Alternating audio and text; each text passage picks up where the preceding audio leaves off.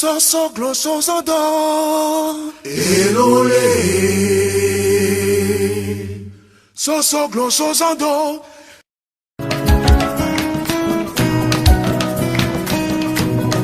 Fenêtre sur l'Afrique.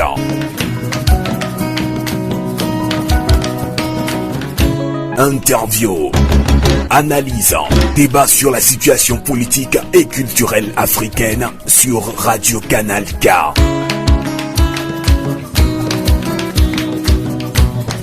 Fenêtre sur l'Afrique, la voix des sans-voix, la voix des opprimés.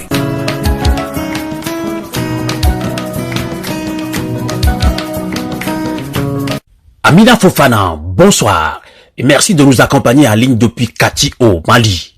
Bonsoir Monsieur Sylvain Amos, bonsoir à toute l'équipe de la radio Canal K, bonsoir à nos chers éditeurs, merci de m'avoir invité.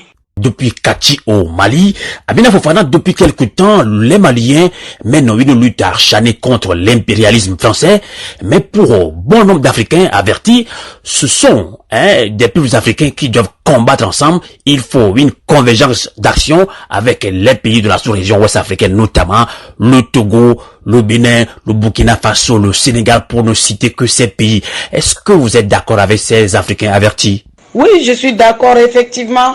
Nous sommes en relation avec tous les activistes et tous les panafricains, surtout ceux de l'Afrique, même ceux de la diaspora. Nous sommes d'accord aujourd'hui que les maux de l'Afrique, ce sont les dirigeants de l'Afrique. Parce qu'il y a l'ennemi exogène, il y a l'ennemi endogène. Quand l'ennemi endogène est neutralisé, l'ennemi exogène sera obligé de nous respecter. Prenons par exemple le cas de Faure Gnassingbé.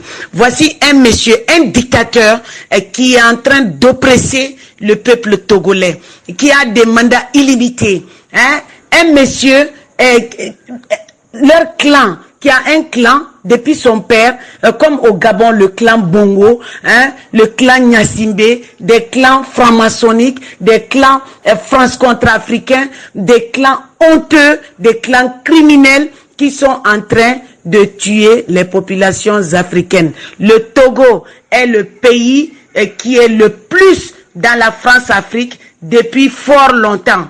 C'est par le Togo que les armes transitaient pour venir au Mali. Et même jusqu'à présent, c'est le Togo qui sert de pivot pour asseoir la domination à travers ce fort, pour asseoir la domination de la France-Afrique ou de la France contre Afrique. Le Togo, je ne vais pas dire c'est un pays dangereux, mais le Togo a une position géostratégique pour la France. Il est temps que les Togolais comprennent que fort là n'est pas là pour eux, tout comme nos autres présidents, comme vous me l'avez dit tout à l'heure, Macky Sall et autres, ce sont des vauriens, des criminels, des pilleurs, des voleurs, des bonariens, des fainéants qui ne foutent rien que la corruption et puis nous soumettre à l'esclavage français. Le Togo est un pays dangereux. Et comme je l'ai dit tantôt, c'est un pays stratégique. C'est le parrain, c'est le pays parrain par excellence de la France-Afrique ou de la France contre Afrique en Afrique.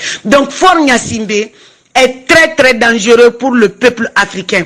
Donc le jour où les Togolais vont se lever contre lui, nous serons là.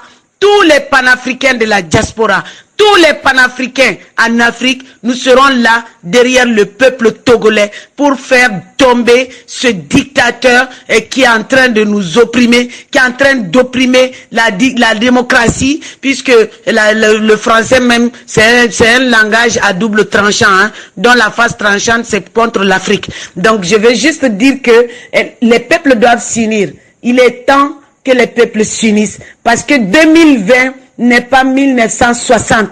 Il est temps, et je sais que c'est en bonne voie, parce que nous connaissons les activistes, les panafricains d'un peu partout. Tout le monde se connaît. Grâce à Internet, les vidéos sont disponibles et visibles partout. Donc, Faure Gnassingbé est un danger pour l'Afrique de l'Ouest. Alassane Dramane Ouattara est un danger pour l'Afrique de l'Ouest. Macky Sall est un danger pour l'Afrique de l'Ouest. Faure Gnassingbé je l'ai dit, est un danger pour l'Afrique de l'Ouest, Lassana Condé, et ainsi de suite. Au Gabon aussi, cette momie là-bas qui est assise là-bas, qui s'appelle Ali Bongo, prépare aussi son fils pour le succéder. Finalement, ces présidents-là pensent qu'ils sont dans des royaumes, et nous voyons bien que de par leur alliance diabolique, machiavélique avec la France, ils se croient tout permis en Afrique. C'est à nous de leur faire comprendre que les temps ont changé, les choses ont changé, et que notre génération est différente en les mettant dehors. Merci beaucoup Amina Fofana, merci de nous avoir accompagnés en ligne depuis Kachi au Mali. Je rappelle que vous êtes une activiste, vous êtes proche du mouvement M5 RFP. Bonsoir. Je vous remercie beaucoup, Monsieur Sylvain Amos. Je remercie tous nos chers auditeurs.